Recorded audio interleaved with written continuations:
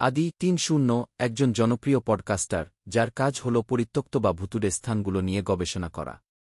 তার পডকাস্টের নতুন এপিসোডের জন্য সে বেছে নেয় রূপকথা ভবন নামে একটি পুরানো, জীর্ণ বাড়ি যা গ্রামের মানুষের কাছে অশুভ বলে পরিচিত।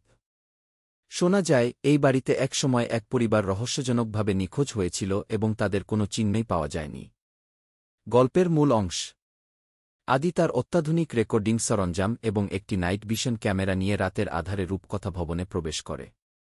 বাড়ির ভেতরে প্রবেশ করার পর সে অনুভব করে এক অস্বাভাবিক নীরবতা। হঠাৎ তার রেকর্ডারে একটি ক্ষীণ কণ্ঠস্বর ধরা পড়ে। কণ্ঠটি যেন খুব কাছ থেকে আসছে, কিন্তু আদি কাউকে দেখতে পায় না। কণ্ঠটি তাকে বলছে, তুমি সঠিক জায়গায় এসেছ, আদি গি। পরবর্তী কয়েকদিন আদি সেই কণ্ঠস্বরের রহস্য উন্মোচনের জন্য কাজ শুরু করে। সে আবিষ্কার করে যে কণ্ঠস্বরটি কেবল তার পডকাস্টের জন্য নয়, বরং তার ব্যক্তিগত জীবনের জন্যও কিছু তথ্য জানাচ্ছে, যেমন তার শৈশবের একটি গোপন ঘটনা যা সে কাউকেই জানায়নি। ভয়ে এবং উত্তেজনায় আদি আরও গভীরভাবে এই রহস্যের মধ্যে জড়িয়ে পড়ে। আদি জানতে পারে যে কণ্ঠস্বরটি তার মৃত ছোট বোন রিয়ার। রিয়া একটি দুর্ঘটনার শিকার হয়েছিল, যার জন্য আদি নিজেকে দোষী মনে করে। কণ্ঠস্বরটি আদিকে বলে যে সে রিয়াকে বাঁচাতে পারত যদি সে সঠিক সময়ে সেখানে থাকত।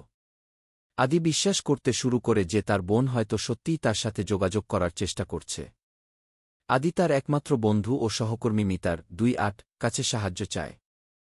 মিতা একজন প্যারানরমাল ইনভেস্টিগেটর। মিতা যখন আদির রেকর্ডার পরীক্ষা করে, তখন সে ভয়াবহ কিছু আবিষ্কার করে।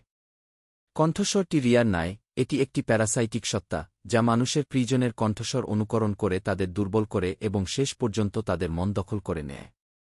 ভয়াবহতা আরও বাড়ে যখন সেই অদৃশ্য সত্তাটি মিতার কণ্ঠ অনুকরণ করে আদিকে বলে, আদি, তুমি মিতাকে বিশ্বাস করো না, ও তোমাকে বাঁচাতে পারবে না গি। আদি বুঝতে পারে যে সে একটি ফাঁদে পড়েছে। সে রূপকথা ভবনে ফিরে যাওয়ার সিদ্ধান্ত নেয়, কারণ সে মনে করে সেখানেই এই সত্তাটির শক্তি সবচেয়ে বেশি। আদি মিতাকে জানায় যে সে একা যাবে, কারণ সে চায় না মিতা বিপদে পড়ুক। চূড়ান্ত মুহূর্ত। আদি রূপকথা ভবনে প্রবেশ করার পর সত্তাটি তাকে বিভিন্ন বিভ্রম দেখাতে শুরু করে। আদি দেখতে পায় তার বোন রিয়া তার সামনে দাঁড়িয়ে আছে, তাকে হাসতে হাসতে বলছে, তুমি আমাদের সাথে যোগ দাও, আদি গি। মিতা তার পিছু পিছু আসে এবং দেখে আদি একা একা বাতাসে কথা বলছে, যেন কেউ তার সামনে দাঁড়িয়ে আছে। মিতা বুঝতে পারে যে আদি প্রায় তার মনের নিয়ন্ত্রণ হারিয়ে ফেলেছে। মিতা একটি যন্ত্র ব্যবহার করে সেই সত্তাটির শক্তিকে দুর্বল করার চেষ্টা করে।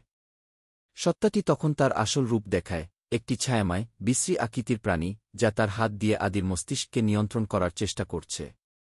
মিতার যন্ত্রটি কাজ করে এবং সত্তাটি দুর্বল হয়ে পড়ে। আদি শেষ মুহূর্তে নিজেকে মুক্ত করতে সক্ষম হয়। সে এবং মিতা দ্রুত সেখান থেকে বেরিয়ে আসে। উপসংহার।